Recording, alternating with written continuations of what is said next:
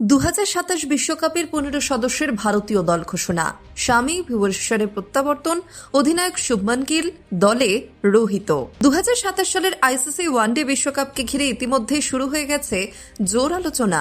Cricket প্রেমীদের সবচেয়ে বড় প্রশ্ন, ভারতের 15 সদস্যের বিশ্বকাপ দলে কারা থাকবেন, কোন ক্রিকেটাররা সুযোগ পাবেন আর কারা বাদ পড়বেন। সাম্প্রতিক সময়ে ভারতের ওয়ানডে দলের পারফরমেন্স নিয়ে প্রশ্ন উঠেছে।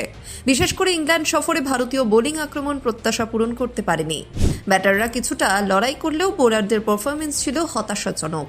তাই স্বাভাবিকভাবেই প্রশ্ন উঠছে, এই একই বোলিং লাইন আপ নিয়ে কি 2027 সালের বিশ্বকাপে নামবে ভারত? আরও একটি বড় আলোচনা চলছে রোহিত শর্মা ও বিরাট কোহলিকে নিয়ে।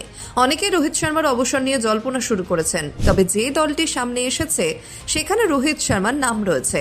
ফলে তার সমর্থকদের জন্য এটি অবশ্যই ইতিবাচক খবর। তবে এখানে একটি বিষয় পরিষ্কার করে নেওয়া জরুরি, এটি ভারতীয় ক্রিকেট বোর্ড অর্থাৎ বিসিসিআইয়ের ঘোষিত দল নয়।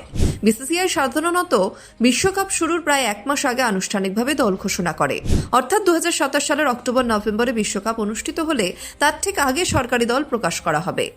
এখন যে 15 সদস্যের দল নিয়ে আলোচনা হচ্ছে সেটি ভারতের প্রাক্তন ক্রিকেটার ও সাবেক প্রধান কোচ রবি শাস্ত্রীর বাছাই করা সম্ভাব্য বিশ্বকাপ দল। সবচেয়ে বড় সিদ্ধান্ত হিসেবে রবি শাস্ত্রী 2027 বিশ্বকাপের জন্য শুভমান গিলকে অধিনায়ক হিসেবে বেছে নিয়েছেন। অন্যদিকে রোহিত শর্মাকে ওপেনার হিসেবে দলে রাখা হয়েছে, অর্থাৎ তার দলে ওপেনিং জুটি রোহিত শর্মা ও শুভমান গিল। বিরাট কোহলিকেও স্বাভাবিকভাবেই দলে রাখা হয়েছে।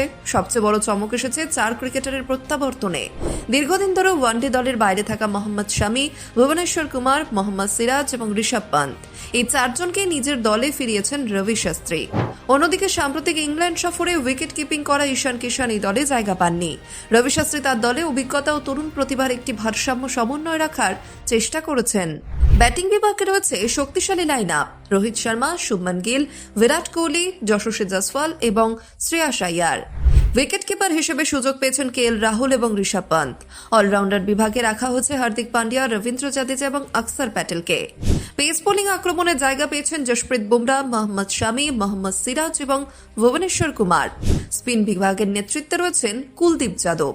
সব মিলিয়ে রবি শাস্ত্রী বেছে নেওয়া 15 সদস্যের দলটি হল শুভমান গিল অধিনায়ক, রোহিত শর্মা, বিরাট কোহলি, শ্রেয়াস আইয়ার, কেএল রাহুল, যশস্বী জয়সওয়াল, ঋষভ পান্ত, হার্দিক পান্ডিয়া, অক্ষর প্যাটেল, রবীন্দ্র জাদেজা, জশপ্রীত বুমরা, ভুবনেশ্বর কুমার, মোহাম্মদ সিরাজ, মোহাম্মদ শামি, কুলদীপ যাদব। এই দলটি সাম্প্রতিক ইংল্যান্ড সফরে খেলা ভারতের ওয়ানডে দলের তুলনায় অনেকটাই আলাদা। এখানে 4 জন ভিন্ন ক্রিকেটারকে সুযোগ দেওয়া হয়েছে, যারা ভারতীয় দলের হয়ে অতীতে গুরুত্বপূর্ণ ভূমিকা পালন করেছেন। বিশেষ করে মোহাম্মদ শামির প্রত্যাবর্তন, ভুবনেশ্বর কুমারের অভিজ্ঞতাকে গুরুত্ব দেওয়া, ঈশান কিষানের পরিবর্তে ঋষভ পান্তকে সুযোগ দেওয়া এবং পেস আক্রমণে প্রসিদ্ধ কৃষ্ণা, গুরনুর ব্রার এবং প্রিন্স যাদবকে বাদ দিয়ে মোহাম্মদ সিরাজ, ভুবনেশ্বর কুমার ও মোহাম্মদ শামির মতো অভিজ্ঞ পেসারদের ওপর ভরসা করা। এই সিদ্ধান্তগুলি বিশেষভাবেই নজর কেড়েছে। এই অভিজ্ঞ পেসাররা অতীতে ভারতকে অসংখ্য গুরুত্বপূর্ণ ম্যাচ জিতিয়েছেন। সেই অভিজ্ঞতাকেই 2027 বিশ্বকাপের সম্ভাব্য দলে বড় গুরুত্ব দিয়েছেন রবি শাস্ত্রী। এবার প্রশ্ন আপনাদের কাছে, রবি শাস্ত্রীর বেছে নেওয়া এই 15 সদস্যের দলকে কি আপনারা সমর্থন করেন, নাকি 2027 বিশ্বকাপের দলে আরও কিছু পরিবর্তন হওয়া জরুরি? কোন তরুণ ক্রিকেটারের নাম কি এই দলে থাকা উচিত বলে মনে করেন? আপনার মতামত অবশ্যই কমেন্টে জানান।